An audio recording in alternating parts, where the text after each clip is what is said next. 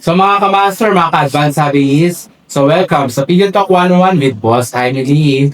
And then our special guest for this episode ay isa sa mga tinatawag natin na the Johnston of the Philippines at isa sa newly appointed na Board of Trustees sa PHA. Walang iba kundi si Sir Kirby Chua. Sir, welcome po sa ating Pigeon Talk 101 with Boss Jaime Lee. Sir, kamusta na sir bilang Board of Trustees? Of course, we're very honored na mapasama tayo sa Board of Trustees ng the most trusted and the biggest pigeon racing organization in the Philippines. So, maraming salamat kay Chairman Jaime Lim for the trust and confidence in me.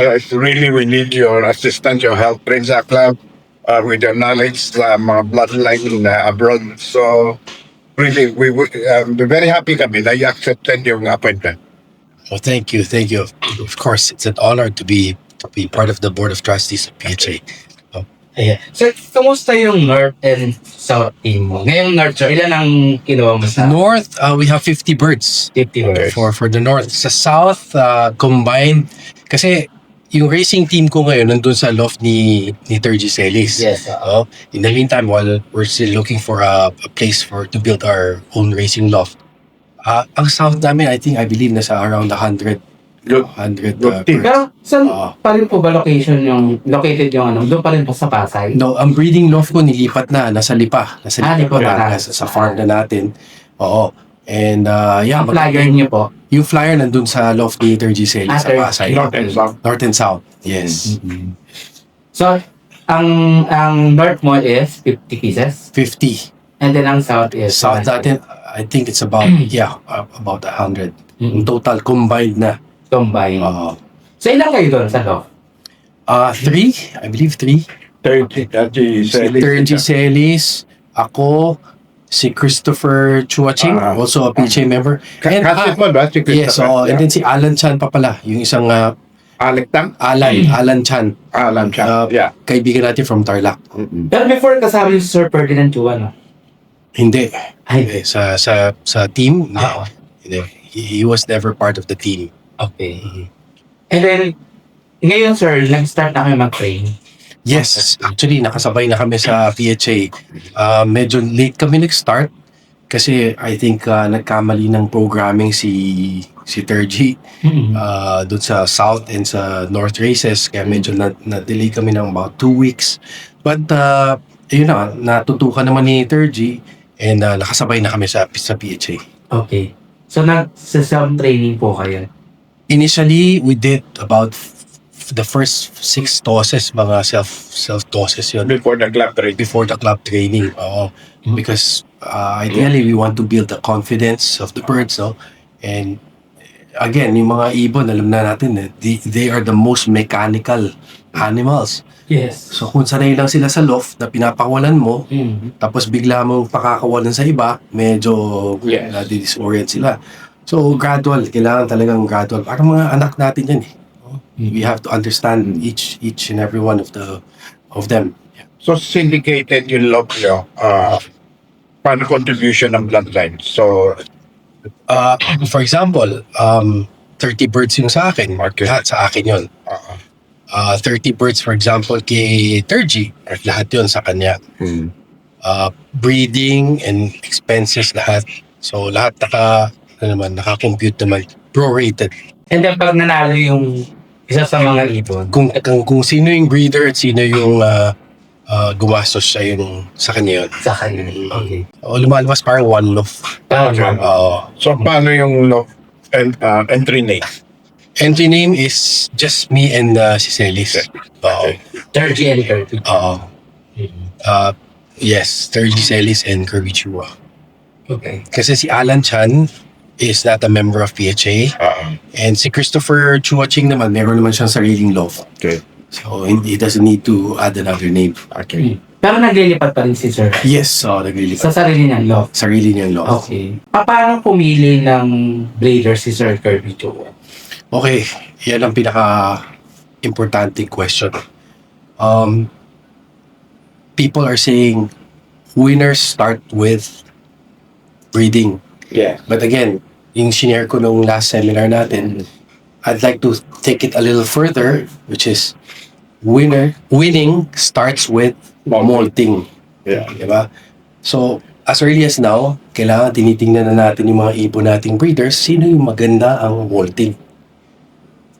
Kagaya ng mga madami akong imported birds, no? Hindi lahat ng imported birds ko nagagamit ko right away. There are some that would not molt well. Hindi talaga maka-adapt dito. Pag hindi maka-adapt dito, there's no point in breeding them or using them. Ibig sabihin, hindi makaka-adapt yung anak nila dito. No? So, importante yun na makita natin yung molting process nila. Kailangan maganda yung pagka-molt, healthy sila. That's the time we consider them. Ngayon, when it comes to the bloodlines, we only import birds that we think would be an upgrade to what we have on hand. Kailangan talagang meticuloso tayong pumili sa breeding natin. Pag ano yung pinasok natin, dapat should be better than what we have.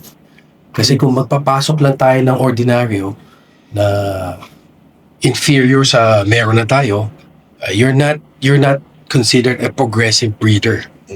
You are regressing. Diba? So, yun ang importante. So, in terms of bloodline, again, it has to be mismo yung bird winner.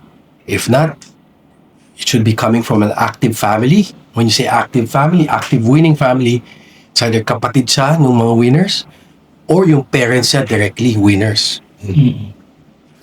Nothing less than that. Ayoko yung mga apo-apo na ginagawang commercial breeding just because of the pedigree. Binibreed nila, binapadami nila, binibenta nila. No. I want as close as possible to the winner. Mostly mga anak na. It's either anak, it's either kapatid. No? Ganun kalapit. Tapos third, so una yung health, no? Second is the pedigree. Third is the confirmation. Being a responsible breeder or a breeder with long-term vision, you would want to breed your own kind of bird. Diba? That's the reason why nag-i-import ako ng ibon kasi gusto ko makagawa ng sarili kong linyada na masasabi ko na curvitual line to. Okay. No? So that's why I try to import the best of the best and then breed them here para maka-create tayo ng isang klaseng prototype na ibon na pwede natin mapagmalaki, hindi lang ngayon, in the next 30 years. Kirby mentioned sometimes to me about genetic marker. Yes.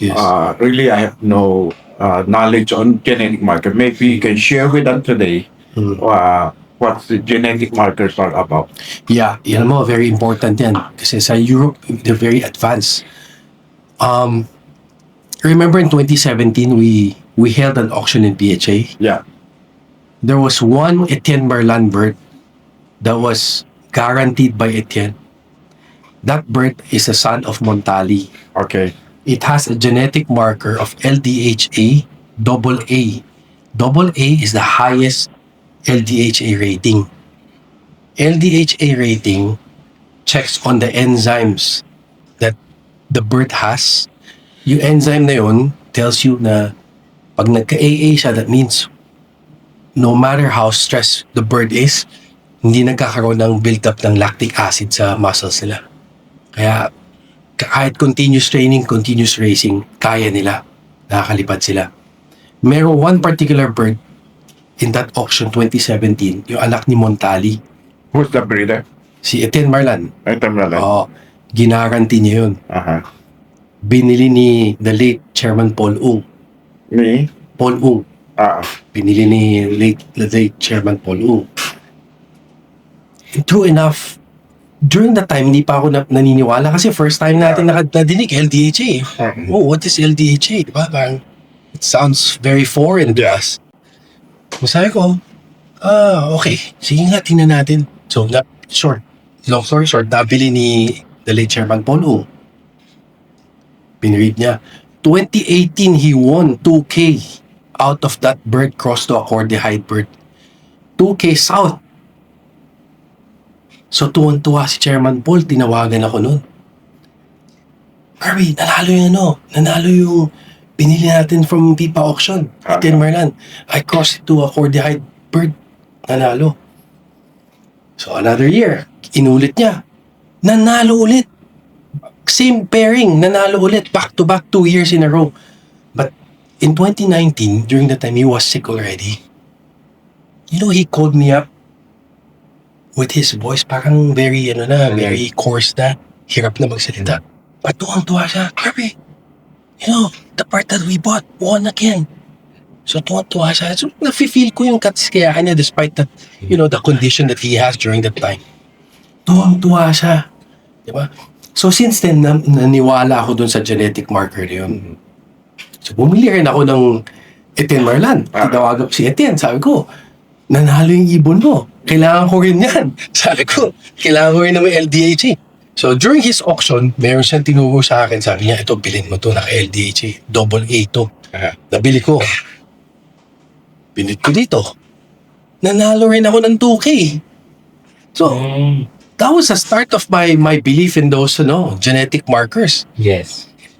So, ngayon naman, meron akong kinuhanan ng ibon. Ang breeder, ang name niya, si Gerard Schalkwijk from the Netherlands. This guy, very particular naman siya sa mga genetic markers din. Hindi lang LDHA yung kinukuha niya, but a little bit of everything.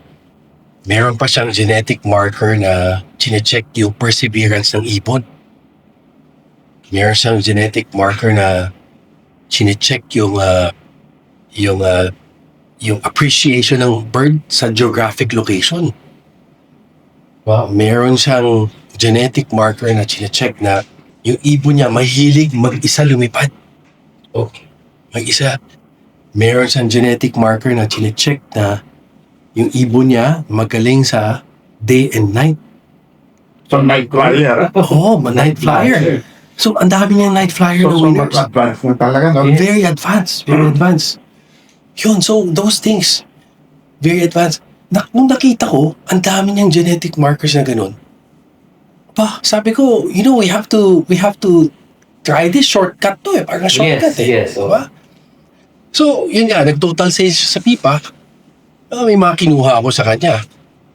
I'm very, very upbeat about those birds. So, feeling ko, with the kind of phenotype also, yung physicals nila na meron, very buoyant, ang ganda ng bone structure, yung muscles nila very flexible, the feathering is very soft. How about the eyesight? Eye sign, I'm not very particular with eye sign. I just want to see a rich color, pigmentation ng eye, because the eye is also the window to the health of the bird. Yes. Kung very bright yung eye ng ibon, that also tells you what's inside. So, yun, ako gusto ko lang any rich-looking eye na very bright, okay na ako dun. So, yun, maganda yung feathering niya, yung wing, ang kapal ng wing arm niya, tapos yung feather niya, primary feathers, suited really, I think, for the harsh weather condition, tropical weather conditions sa Philippines. And then, bukod pa sir, di ba, kilala naman kayo as Joston of the Philippines. Doon sa mga Joston nyo na line, sir, alam ko naman, sir, na marami na rin kayo winners. So, balak mo kuha siyang i-infuse doon sa mga line na hawak mo. Yes, actually, I maintain one branch of the Jostone lines. Yun nga, isang importante, pag meron kayong kaibigan, naging kaibigan na fancier from abroad, I think malaking bagay na makatulong din sa inyo yun, sa pagbigay. Like me and Joston, we have a good, relationship. Every year, papagating ako ng mga lines pa rin niya just to refresh what I have. And alam na niya kung ano yung kailangan natin dito. Kasi pumunta na siya dito sa Pilipinas 2 times. And ang ginawa namin doon, naglibot kami actually. May mga pinuntahan kami mga lofts to see what kind of bird do we need here. Alam mo, naalala ko nung sinabi niya sa akin nun, Kirby, you know, the racing system we have here in Europe is different from the racing system in the Philippines. In Europe, we want fast birds. Birds that will win first place among 10,000, 15,000 birds. But in the Philippines, I can see that you don't have fast birds. But you have strong character birds. Yun ang sabi niya. You don't need fast birds here. So I know now which lines I will send you. So yun, that's why ang pinapadala niya sa akin, yung mga long distance lines na niya. True enough, pa-auction tayo ng Johnson dito. May mga sinama siya mga fast birds niya. Wala na tayong nabalitaan. But yung mga long distance lines niya, like the Poco, the Golden Grizzle, the Sedna, the Disney, those lines, hanggang ngayon napapakinabangan. Among those auction during his presence here, Yes, yung Golden Grizzles. yes, yes. Yes. Oh, Very good. I believe nakakuha rin kayo, no, Chairman? Yes. Ng It's ng been performing well in my lot. yes. I think yung nakuha niyo yung direct daughter ni Valentino. Yes, maganda yun. Very, very, very strong bird sila. Hindi sila matulin. But again, yung sinasabi nila Idol Salty kanina, makukunat, yan yung makukuha mo yung toughness. Yung toughness ng mga long distance lines. Kaya, you know, we can say yung mga long distance lines compared dun sa mga fast birds, yung mga fast birds yun ang kulang nila eh. Yung toughness. In one factory, a genetic marker, How do you arrive in getting the result? Through the blood or how do they do it? Yes, through blood. Through blood. So Yes, they evaluate and analyze it through the blood yes. laboratory. Laboratory. Yes. Hindi na Possible, wala tayo sa possible can we have that here in our country? We can check, but you Not know, easy. I think it's very tricky also because bakit si George Shalquike lang so far ang may kumuha nun? Kasi it's either all or nothing. Paano kung nagpa-check ka, walang lumabas sa flock mo? Does that mean zero value yung breeding stock mo? Diba? Kaya hindi lahat ng mga breeder sa Europe gumagawa nun. Diba? Yeah. Shortcut kasi. Shortcut din malaman namin wala kang value pag walang zero genetic Yes. markers.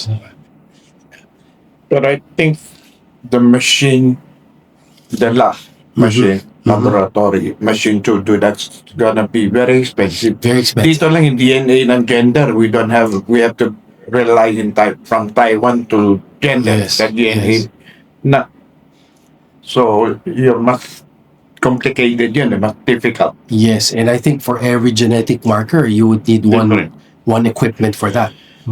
No? Different equipment. But it would be nice kung meron tayo dito. Yes, sana. As you mentioned, Chairman, yung DNA testing natin, Yeah. I think kailangan natin, even kami sa horses, sa breeding ng horses, pag dinedetermine namin yung lineage, we have to send those follicle to India. Here, my parrots, when we had the blood samples, we had to send it to Taiwan. So it takes more than a week to get the results. Yes. Oo. So, ba't di tayo magkaroon ng... Oo. I think that would be a breakthrough, no? Kung magawa natin yun. Mas magiging more advanced tayo. Even pigeons, hindi tayo 100% yung gender, Yes. 90%, yes. But may some of them nagkakamali pa rin tayo. Oo. Tsaka it's high time na magkaroon tayo nun. Yeah. Para, alam mo, lumalaki. The pigeon industry is really booming Yeah. by leaps and bounds. Ang dami nagkakabentahan left and right, no? Ang dami humihingi ng mga pedigree, no? So, kailangan natin ma-determine din kung totoo ba. Baka naman ginagamit lang yung Saldi Garcia line, pero hindi pala yun. Iba binibreed, di ba? Ang bibigay na ibon, no? Di ba? So, talagang dapat importante talaga yung DNA. Yes, yes. Para masiti po talaga na legit yung ibon. Yes, correct. That's why si Pipa, sila ang pinakamahal. Kasi they have everything in place eh. Diba? Bibili ka ng ibon sa kanila, may DNA certificate. Kompleto eh. Yes, oo. So it gives the buyer that kind of confidence that you need. Sir, may mga old lines ka pa ba nahawak? Yes, meron pa. Yung mga Yostonay ko. Actually, isa ko pang mga old line, yung mga Andre Colbrand. Andre Colbrand, he retired na, but he's very close to Roger Florizon. Okay. So, marami siyang nakuha mga ipon ni Roger Florizon as well. Yeah, and then meron din siya mga Etienne-Divos na like from the Klein Didi na kinocross niya. Okay, sir. Sir, paano kayo mag-condition ng mga breeders ni? Breeders namin, okay, very simple. Ngayon, nung na-share ko nga kanina, nung sa sideline, nung kausap ko si Idol Saldi, sabi ko, nung nilipat ko yung mga breeders ko sa Lipa, we are about 1,300 feet above sea level. Taas, high altitude. We're 5 degrees cooler than Metro Manila. Alam mo, gumanda lahat ng breeders ko eh. I guess it's because ang ganda ng hangin, bago yung loft, malinis. Tapos, naging, ngayon, nung lumipat ako, very strict ako. Hindi ako masyado nagpapapunta ng tao doon. At the Yes. same time, yung pagpasok ko ng ibon, quarantine muna yan. Kasi you don't want your loft to be infected by, different bacteria or strains. Kasi ako, I'm a believer of natural medicine. Malakas ako gumamit ng probiotics. Nang? Probiotics. Ano ba yun? Probiotics. I use yung Smart Pro ni Fan Feluch. Yun. Kasi I believe ang prevention naman talaga is hindi mo naman pwede bigyan ng antibiotic mag-prevent ka. Once you put antibiotics into their system, it's antibiotics. You're curing them. It's not preventing them. So ang pinaka magandang cure for me is everything starts with the gut. Sa ibon. Yes. If they have a healthy gut, it translates to everything. Their health, their feathering, kita mo. Ang ganda nila. Basta healthy gut sila, you're okay. Pag wala ka namang presence sa mga sakit, you don't have to give them any medication. So, ganun lang preparation namin. Very simple. Basta as long as walang sakit ang ibon, immunity na lang yun. Labanan talaga. Healthy. And then, yung pinaka-management na very, very important na kailangan malaman ng mga manunood natin, no? Yung vaccination program. Yes. Kasi, pag protected ka sa vaccine, I use the vaccines from Europe yung ginagamit nila pang one love race, yung 3-in-1 tsaka yung 2-in-1, Okay. Paramyxo, adeno, and herpes virus. Tapos yung isa, paramyxo and rotavirus. Once you have those, covered ka, wala ka nang alalahanin na sakit. Dito sa atin, is very common yung adeno, Yes. which is the young bird sickness. Last Sunday, sa PHA, mayroon tayong ban assignment. Yeah. After 2 days, may nadidinig na ako na may tinatamaan ng adeno daw. Diba? Ako, wala akong issue na ganyan kasi protected yung birds ko. Meron man akong tamaan, very, very few. Tsaka tamaan man sila, mild na. Kaya nila yun. Wala ka masyadong setback. No? You have to keep away from training. Ako gusto ko makita yung ibon na lumaki siyang healthy all the way. Meron kasing fancier dito na we call them the chemical fancier. Gamot ng gamot. Walang tinanong sa akin kung hindi, anong gamot ang magandang bigay? Anong gamot para dito? Diba? Tayo, PHA member? may PHA member, merong sa iba. Okay. Tayo naman, we strive to look at the best pedigree na pinaka easy to maintain, healthy, with the less human intervention possible. Yun ang pinakamagandang strain na pwede. Yung strain na puro gamot ng gamot, minamask mo lang yung sakit niya sa loob. Pero yung line na yun, carrier na yun. Sigurado, kahit mag-anak man siya, ganun din, gamutin mo din yung mga anak nun para lang manalo. Gusto mo niyo ba ng gano'n? Diba? Hindi. That's why selection is very important. Sa breeding, selection is very important. Oh, how about, sir? So, natapos na tayo sa breathers, conditioning, and then paano kayo pumili. Paano ang strategy or sistema nyo pagka mag-start na kayo ng road trip? Road training, okay. Kailangan ang ibon malakas na lumipad sa loob. So at least 1 hour nakapalipad na siya. 1 hour in the morning, 1 hour in the afternoon. That's a signal, lalo na nakikita mo, nag-range na sila, lumalayo sila.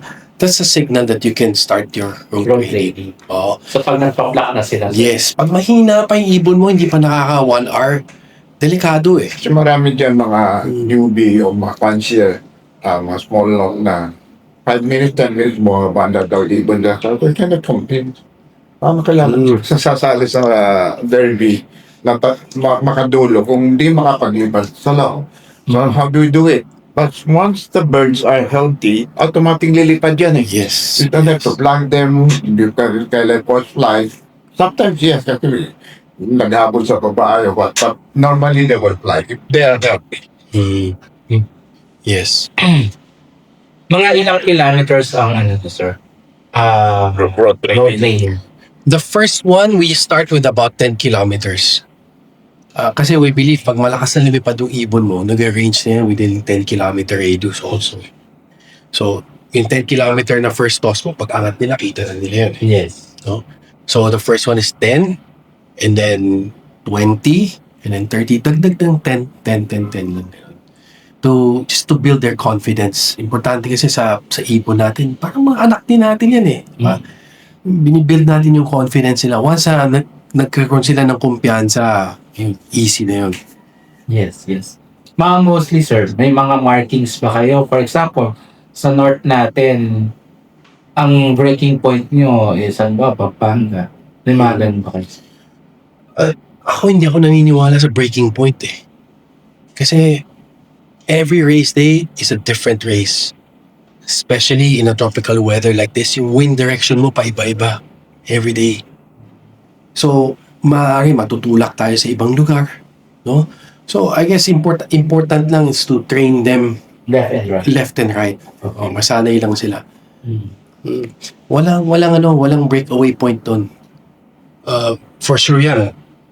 For example, itong Sunday, dadaan sila ng Kabanatuan. Pa next Sunday, sa lakas ng hangin, nandun sila sa bandang kaliwa. Diba? Iba-iba yan eh. Okay. So, pagdating sir ng derby race, ano yung mga strategies and sistema nyo pagdating ng derby race? Kami, yun nga, very, very simple lang kami. We just give the right supplements that we think, should be given to the birds. Yun nga, yung kanina na-mention ni Idol Salty, importante, titingnan mo yung the race after. No? Yung kakatapos lang, ano itsura ng ibon mo, nahirapan ba sila? We have to be sensitive with that eh. Kasi hindi lahat ng ibon kaya itong particular race. May ibang ibon nahirapan, no? So, titingnan mo talaga. Yung mga nahirapan, medyo you need to give them more rest. Yung mga nakita mo, easy naman, di tuloy-tuloy lang. Tuloy-tuloy. Oo. Siguro, plus or give and take, maybe just 1 day rest additional for yung mga nakita mo medyo... So may mga hindi sinasama na. Yes, oo. Especially mga, let's say, Sunday na Monday mo eh. So you give them extra rest. Yes, oo. Tapos, let's say, for example, medyo hard race. Hard race, maulan. No? Yung Or smash race, yeah. smash race na minsan may holdover. Alam mo naman yun, sa truck, syempre, very, very high yung field infection dyan sa loob. Daming kung ano-ano ng mga sakit na dyan, di ba? Normally, magtitreat lang ako once all throughout the, say, 6-7 weeks na race. Isang beses lang. Ang ginagamit ko normally yung binibigay sa akin ni Josto na Amet. Amet is a combination of amoxicillin, metronidazole, and trimethoprim. So for wet catker, yeah. Yes, amoxicillin for respiratory and all the soft tissue, bacteria. Metronidazole for cancer. Yes. Diba? trimethoprim for any, inside issues. Yon. So, yung combination na yun lang binibigay ko sa kanila. So, with regards naman sa feeds natin, sir, may mga additional seeds ba kayo ina-add? Pagdating na We go further. Yeah. Wala. Same lang. Same. Same lang. Oo, same lang. Hindi din kami gumagamit. Hindi ako gumagamit ng mani. Hindi ako gumagamit ng mani. Yun lang, mas madami lang yung pag racing mix. Sa. Kasi meron kaming light mix. Tatlo. Breeder mix, light mix, saka yung racing mix. Okay. Ang purpose ko dyan, breeder mix, mga breeders, di ba? Yeah. Yung mga bagong win na Sisyo. sisiu, naka-breeder mix sila ulit for the next 2 weeks. No? And then we switch them to the light mix. So pag tinatanong mo ngayon yung purpose, anong purpose ko nun? Light mix for the malted. Yes, yung light mix ko, high on barley. Mm. Very light lang siya. Yeah. Tsaka it's not taxing on the digestive and the liver functions ng ibon. Okay. Kasi once you go high protein and then shift mo sa light mix, sa low protein, bagsak yan. That's the only way na we want the young birds to molt faster. Okay. Para umabot sa race day, sa racing season na sila, bihis na sila. Nagpe-feathering kayo, sir, ng young bird? Ako kasi late ako mag-breed eh. Normally, pag north, I want them to be about 7 to 8 months old. So, what month Racing do day? you start building? February. Mga February. end of February. So, mga March born ako, ganyan. Ng north. ng north. Okay. Matutunin yan pagpata. Oo, 7 to 8 months gusto ko yung edad ng mga north birds ko. For my south birds, mas gusto ko sila a little bit more aged, maybe mga 10 to 11 months old. Okay. Yung mga April, May born. Mas gusto ko silang gano'n. How about motivation? Motivation, again, that's a very tricky proposition with motivation. Yeah. Remember, we are flying young birds. It's not old bird. Yeah. In Europe, the common practice is motivation. Old bird. Old birds. Pag young bird mo, kailangan talagang tutok na tutok ka dyan. Kasi pag ang young bird, minotivate mo ng mali. Sira ang ulo. Wala. Yes. Based on my experience. Yeah. So, kaya ako, hindi. Wala akong motivation na. Just give them a good loft, a nice loft, a restful loft, clean loft, good feeding, water. They will come home to your loft. Very simple. Pag young bird racing. Okay, sir, pagka mostly mga ganyan, sir, di ba? May mga strategies ba kayo pag last 2 laps na? Last 2 laps, wala masyado. Same lang. Kasi again, di ba, going back to the mechanical creature of the birds. Pag ano yung nakasanayan nila, nag-a-adjust sila eh. Like, isang example ko, nung nasa Pasay yung breeding loft ko, they don't have access 24/7 sa aviary. Papalit-palit sila. Ang ginawa ko sa farm ko ngayon sa Lipa, meron silang access sa aviary 24/7. Kahit gabi gusto nila pumunta doon. Alam mo, napansin ko, even at night time, minsan umuulan, nasa labas sila naliligo. Night time, ha? Naliligo. And ang napansin kong difference dun mula sa mga birds ko from the farm now and sa Pasay dati, yung mga birds ko ngayon, bukang-buka yung mga katawan. I guess because of the fresh air, high altitude. Yung feathering nila, yun ang malaking pagkakaiba. Mas matibay sila. Yung feathering nila The ngayon, same concept with cane fowl. yes. Cordless. Yes. Pag umulan, nasa ulan. Yes. Survival of the fittest. Pag lumusot ka dun, you're strong. Yes. Saka ngayon, na-realize ko, may access sila 24/7 sa rain. Iba yung plumage na. Mapulbos na mapulbos. So again, birds are adapting to what you give them or what the environment gives them.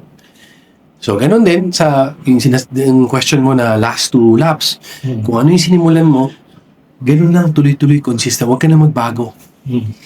Wala na idadagdag. Titingnan mo na lang yung rest nila. Yes. Yung rest nila. Tsaka, ako, I'm a believer, ayoko din ng overfeeding. Pag tumaba, hindi mo uwi. Mabigat. Kailangan magkaang din sila. Yes. Tapos, two supplements that I think is very important. B complex and amino acids. Yun lang ang tinitingnan ko. B complex is blood builder. Stress reliever. Amino acid is for better absorption ng protein. For muscle repair and all. Yun lang. Those very simple. Wala kaming mga masyadong gamot-gamot. Sir, sa racing pigeon career mo, sir, ano yung mostly na nananalo? Babae, lalaki? Okay. I've bred 2 Tacloban champions. Isang kak, isang hen. I've bred 4 Katbalogan champions. Ganun din 2 cocks, 2 hens din Sorry ba? So, equal. Equal. I guess ano yan? Yung question mo niyan, it's a function of yung sex bias. Meron kasing lines na mas bias towards sa cock. May lines na mas bias towards sa hen. I think nasa ugali ng ibon. Meron kasi especially pag nakahiwalay yung sistema mo, yung babae minsan, di ba? Yung lalaki kasi mas aggressive nag-aaway-aaway sila. Pero sa loob mo, kaya hiwalay ang Hiwalay din sila. Oo, Okay. hiwalay din sila. So for me, mas balance ang sila. balance. Cock and hen. Pero anong preferred ko, sir? Mostly in your own experience? Or Of course, mas gusto ko cock na manalo. Kasi this is all about future breeding. It's easier to breed from a good cock. Mas mabilis parisan, mas mabilis paramihin. Even in Europe, pag meron silang super breeder na cock, yung loft na yun, made na. made the champion. Made na talaga. Made na kasi, they can sell as much as they can from breeding that particular super cock. Di ba? Whereas kung yung hen, very limited yung production ng hen. Kasi pag handling na yan ka lang. Yes. You can have horse method. Yes. Yung hen, sabihin mo na you can produce maybe More patties. 30 eggs. Yung pinapa-setter mo, 30 eggs in a year. Maybe 2 or 3 seasons spent na yun. Ubus na yun. Sir, nagpamayaya kayo na. Cedar. Ngayon, hindi. Hindi. Kasi, especially sa mga imported, gusto kong subukan tibay nila. As much as possible, I'll breed 2 to 3 rounds. Sorry. From them. Gusto kong makita yung tibay. Dalawa-dalawang subo. Kasi, I believe, pag ang breeder mo, hindi niya kayang mag-rear ng 2 inakay, mahina yun. Mahina din ang anak niya. Okay. Diba? Ngayon, yun nga, na-share ko din kanina kay Idol Saldi, happy-happy ako nung nilipat ko sa Lipa. Dati nung sa Pasay ako, second round, third round, makita mo yung breeders mo, pagod na. Ngayon, third round, fourth round, kaya pa Condition pa yung mga breeders So I guess environment plays a big role in the health of the breeders.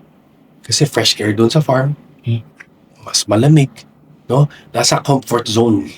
So, before we end, sir, meron po ba kayong gustong i-shout out? Pasalamatan? Papasalamat ako, of course, kay Chairman Jaime Lib for inviting me here. And thank you for dropping by also. Oo, sa totoo lang gusto ko mag-share talaga sa mga pigeon fans here sa atin.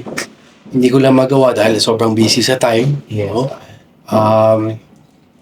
But pag may time ako, I'd like to share para hindi naman ma-mislead yung mga tao natin kasi this is a growing sport. Yes. And I can see the future of pigeon raising is gonna be big in the Philippines. And we know that you're a very busy person, so we really appreciate it for you to drop by today. Talaga, thank you, Shelby. My pleasure. My pleasure. Ay sir, bukod pa sir sa ano, may mga activity pa po ba tayo or mga inaabangan na mga auction pa sa susunod ng mga panahon? Yeah, oo. Most probably we'll do another auction next year. Because we had a very successful Yes, auction this year. yes. So I Oh, think we oh. can have another year to raise Yes. fund for the club. Yes. We'll do another one. Probably next year. So mostly ano mga target ano natin, fanciers na Oh, definitely more on the long distance. one list. Ginagawa natin ng ratio. For example, we'll bring in 4 or 5 fanciers dito from Europe. Maybe isa na specializing in middle distance and then the rest sa long distance. Oo.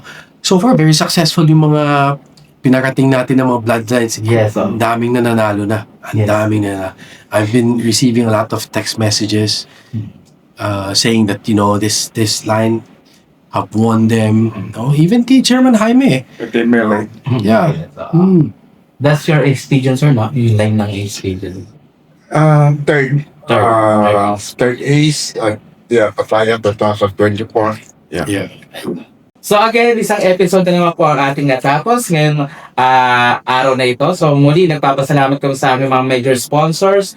Ang Victory, ito naman probiotic, Wingmaster, Versilaga, Burlington, ang ating new sponsor, ang Gasipro, and Bonamix. So again, please subscribe, like and share po, and comments lang po kayo sa aming mga Facebook page, YouTube channel, para po sa mga susunod po natin mga episode. Pag nabili po namin ang inyong mga questions, ay meron po kayong chance na manalo ng ating mga sponsor products para po sa inyo. So again, subscribe lang po kayo sa aming YouTube channel para po at least mag-i-updated po kayo sa aming mga episode. So again, maraming po salamat Sir Kirby Chua sa araw na ito at least sobrang informative and talaga educational po talaga yung mga binigay niyo po na mga tips para po sa ating mga fanciers dito po. So again, on behalf po ng Pigeon Talk 101 with Boss Jaime Lim, maraming po salamat. So, see you next guys or our next episode. So, bye! Yeah, thank you so much po.